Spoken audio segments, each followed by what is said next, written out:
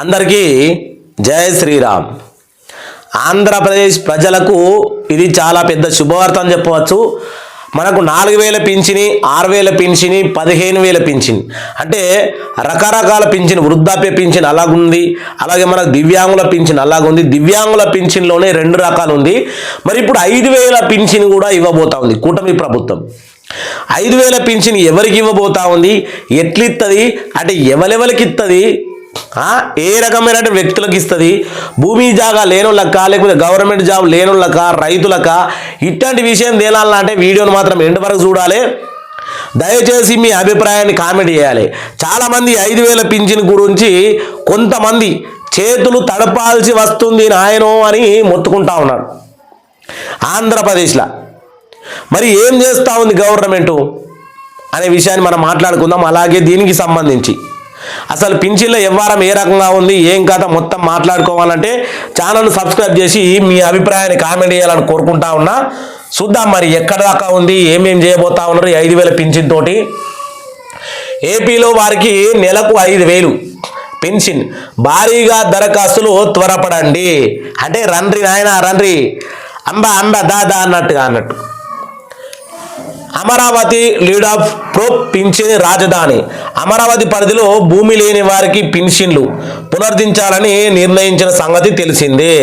ఇటీవల జరిగిన సమావేశంలో త్రిసభ కమిటీ ఈ నిర్ణయం తీసుకుంది. ఈ నేపథ్యంలోనే అర్హులైన వారి నుంచి సిఆర్డిఏ దరఖాస్తులు స్వీకరిస్తుంది. రాజధాని గ్రామాల్లోనైనా ఇంకా ఎక్కడైనా చేసుకోవచ్చు అంటే అది కూడా చూద్దాం.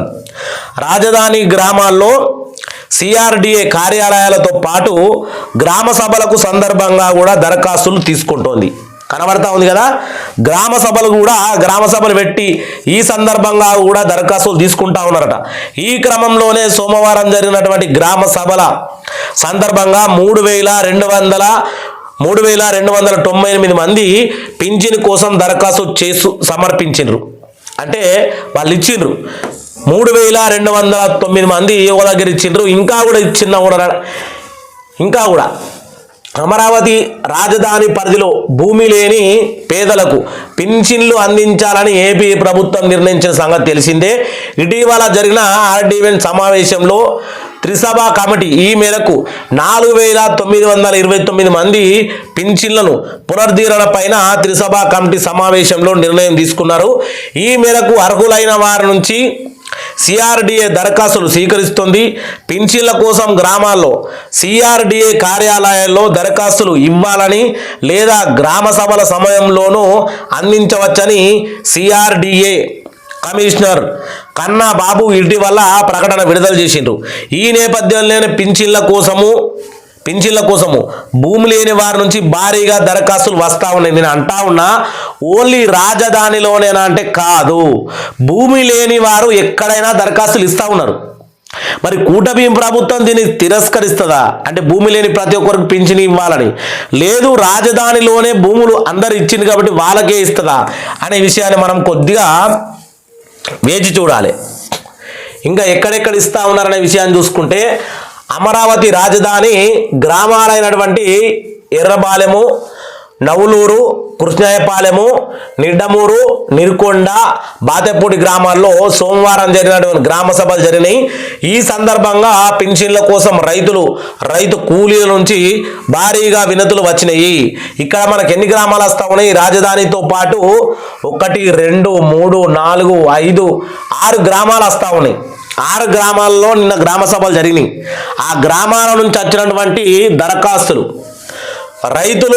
రైతు కూలీల నుంచి భారీగా వినతులు వచ్చినాయి. భూమి లేని వ్యవసాయ కూలీలకు నెలకు 5000 పింఛన్ కనబడతా ఉంది కదా. భూమి లేని వ్యవసాయ కూలీలకు నెలకు 5000 పింఛన్ అందించనున్నారు. ఈ నేపథ్యంలోనే ఈ పింఛన్ కోసం భారీగా దరఖాస్తులు వచ్చినట్టుగా కనబడతా ఉంది. సుమారు 3298 దరఖాస్తులు వచ్చినట్లు అధికారులు వెల్లడించారు.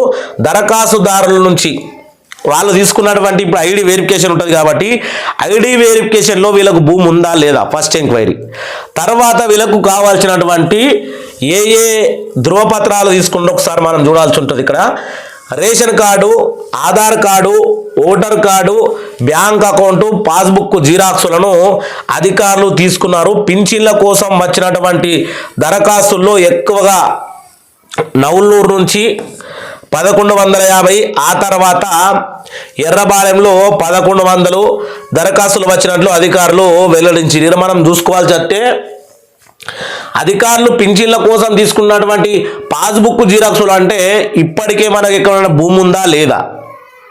మనం ఆల్రెడీ అమరావతి కోసం భూమి సమర్పించినాం. జగనాయంలో కూడా చాలామంది ఇచ్చారు భూములు. అది కాకుండా ఆంధ్రప్రదేశ్లో చాలామంది భూమి లేకుండా కూడా ఉన్నారు. మరి వాళ్ళ గురించి ప్రభుత్వం ఏం ఆలోచన చేస్తూ ఉంది? ప్రభుత్వంలో ఇప్పుడు తెలంగాణలో ఒక విషయం, మనకు తెలిసిన విషయం మాట్లాడుకోవాలి. తెలంగాణలో భూమి లేని వాళ్ళకు ఇందిరమ్మ ఆత్మీయ భరోసా అని రేవంత్ రెడ్డి అక్కడ పెట్టిన ఒకటి. వాళ్ళకు భూమి లేని వాళ్ళకు 6,000 రూపాయలు, సంవత్సరానికి 12,000. అది ఓన్లీ మనకు అన్నదాత సుఖీభవ లాగా. కానీ ఇక్కడ పెన్షన్ అంటా ఉన్నారు. మరి ఈ పెన్షన్ అనేది భూమి లేని వాళ్ళకు కూడా మొత్తం అందరికీ, ఆంధ్రప్రదేశ్లో అందరికీ ఇవ్వబోతా ఉన్నారా అనే విషయం కూడా చర్చకు వస్తూ ఉంది. నడుస్తూ ఉన్నాయి మాటలు. చూద్దాం మరి ఎక్కడికి వస్తుందో.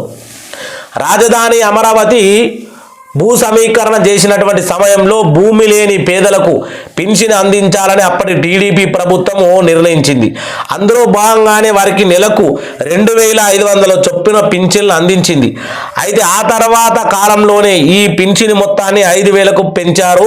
2024లో వైసీపీ ప్రభుత్వం పింఛన్ మొత్తాన్ని పెంచింది. అలాగే వివిధ కారణాలతోటి కొంతమందికి పింఛన్లను రద్దయినాయట. ఆ రద్దయిన వాళ్ళు కూడా ఇప్పుడు మళ్ళా కొత్తగా దరఖాస్తులు చేసుకోవాలి. ఇక 2024 ఎలక్షన్లో గెలిచి తిరిగి అధికారంలోకి వచ్చిన టీడీపీ పెన్షన్లను పునరుద్ధరించాలని నిర్ణయించింది. అందులోనే భాగంగా అర్హులైన వారి నుంచి దరఖాస్తులు స్వీకరిస్తూ ఉన్నారు.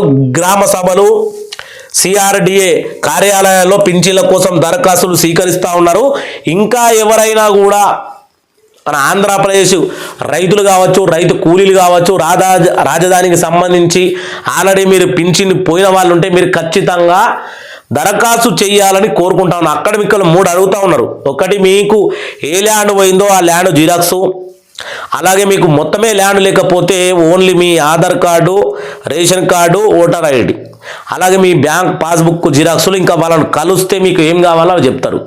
అదొకటి ఉంటే మనకు నవంబర్ నుంచి కొత్త పింఛన్ల దరఖాస్తులు జరుగుతూ ఉన్నాయి. వృద్ధాప్య పింఛని, అలాగే కండల వ్యాధితో బాధపడుతున్న వారి కోసము, వీళ్ళందరి కోసంలో కూడా దరఖాస్తులు తీసుకుంటా ఉన్నారు. ఖచ్చితంగా అందరూ దరఖాస్తు చేసుకోవాలి. ఈ పింఛన్ల విభాగంలో అందరికీ సక్రమంగా పింఛన్లు అందాలని కోరుకుంటా ఉన్నా. నెక్స్ట్ వీడియోలో మంచి ఫుల్ ఇన్ఫర్మేషన్ తోటి కలుసుకుంటా. ఎవరైనా గవర్నమెంట్ ఎంప్లాయీస్ కానీ, ఎమ్మెల్యేలు కానీ నకరాలు చేస్తే ఖచ్చితంగా మీరు కామెంట్ పెట్టాలా. అక్కడి దాకా ఎందుకు ఎమ్మెల్యేలు కాదు, మన గ్రామాల్లో, మండలాల్లో ఉండేటువంటి లఫూడ్గాలు కొంతమంది బాగా డ్రామాలు చేస్తారు. ఇది మనకు బాగా తెలుసు కూడా. ఇంకా మన ఆంధ్రప్రదేశ్లో అయితే మరీ ఎక్కువ ఓవర్ యాక్షన్ చేస్తూ ఉంటారు మన ముంగట. కామెంట్ పెట్టాలని కోరుకుంటా ఉన్నా. అందరికీ జై శ్రీరామ్, జై జై శ్రీరామ్.